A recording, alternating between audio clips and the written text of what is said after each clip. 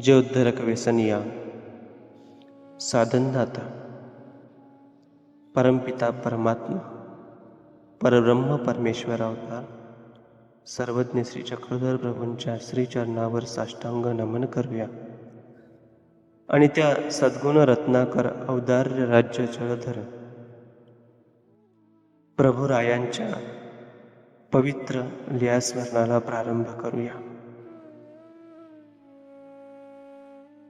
माझ्या साधनदाता सर्वज्ञ श्री चक्रधर प्रभूंचं वास्तव्य निधिवासा म्हणजे नेवासा या ठिकाणी आहे.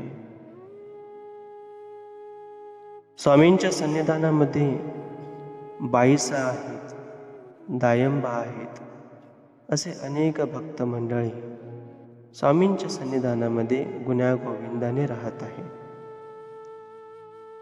एक दिवस दायंबांच्या अंतःकरणामध्ये एक इच्छा प्रकट होते की मला देवाच्या ठिकाणी काहीतरी अर्पण करायचं आहे.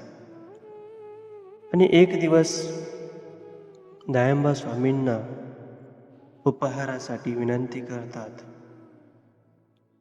आणि स्वामी विनंतीचा स्वीकार करत आहे. मग बाईसा उपहार तयार करतात.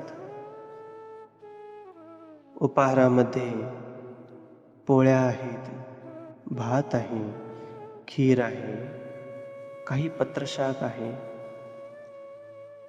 अशा प्रकारचा उपहार बाईसांनी तयार केला आहे. आता दुपारची वेळ होते.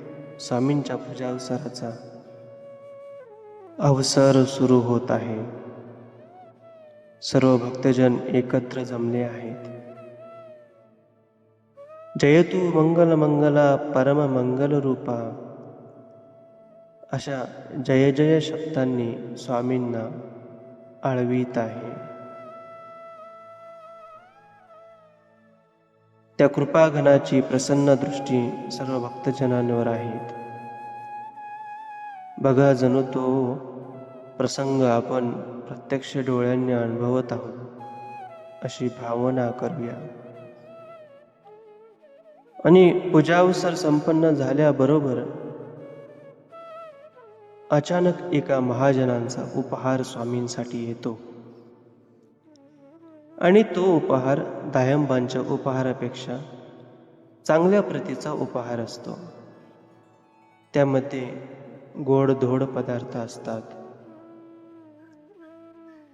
आणि हे पदार्थ पाहिल्यानंतर मात्र दायंबांचा चेहरा हिरमुसलेला आहे. आणि दायंबा लहानसे तोंड करून दुःख करू लागले आहे. माझ्यासारख्या पापियाचा स्वामी कसे स्वीकार करतील? माझा पदार्थ स्वामींच्या उपयोगी कसा जाईल?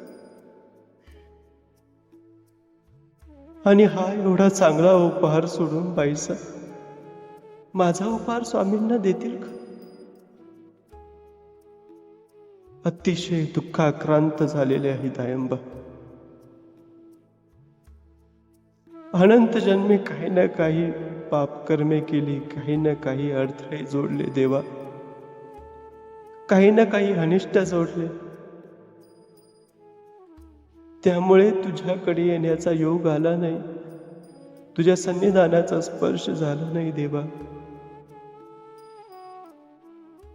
आज योग आला तर पुन्हा अडथळा उभा राहिला देवा.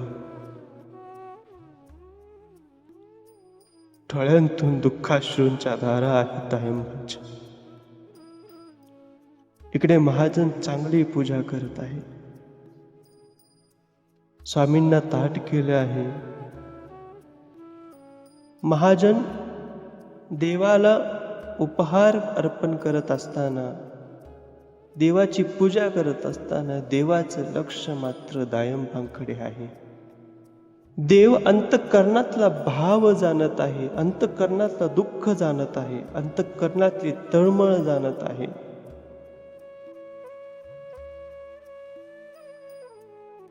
आणि आता आरोगणा करत असताना स्वामी बाईसांना म्हणतात, बाई, भुजियाचा भात आणा बरं.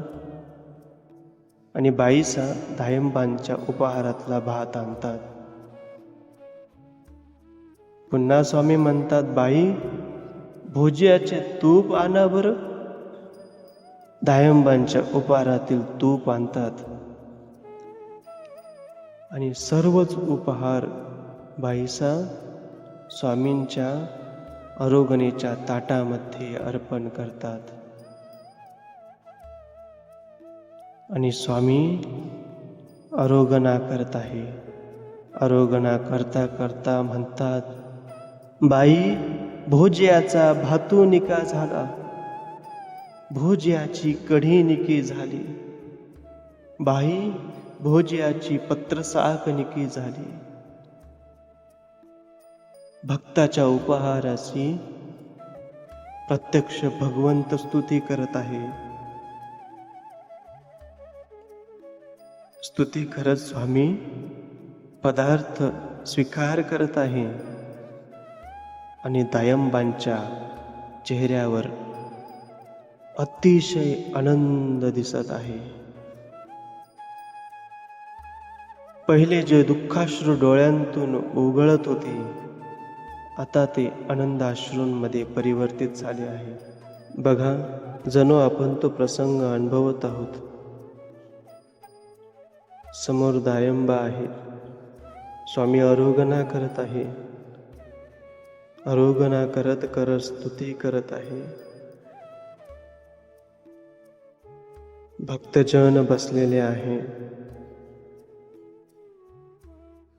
बाईसा आहेत आणि तो अवसर नेवाचा या ठिकाणी चालू आहे.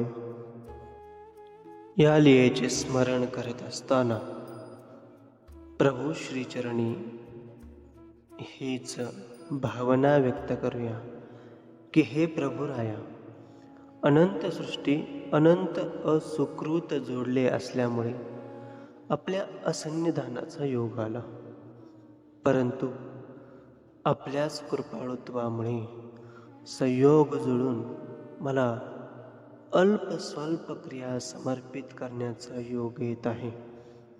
तरी हे दयाघना, ज्याप्रमाणे उपादमंत महाजनांचा उपहार असतानाही आपण दायंबांच्या अंतःकरणातील भाव जाणून त्यांच्या क्रियेचा स्वीकार केला, त्या भाग्यवंत दायंबांच्या उत्तम अधिकाराप्रमाणे आपल्या ठिकाणी अंतःकरणपूर्वक उत्तम प्रकारच्या धर्मविधी भावरूप क्रिया समर्पिण्यार्थी माझा देखील उत्तम अधिकार घडवावाची आपल्या ठिकाणी समर्पित होत असलेल्या प्रत्येक क्रियेमध्ये दायंबांप्रमाणे ओला वस्तुगुण निर्माण व्हावाची अशी सत्कामना लियास्मरणरूपी पवित्र शुभ अवसरी साधनदात्याच्या श्रीचरणी व्यक्त करूया आणि पवित्र प्रभुनामाचा जयघोष करूया.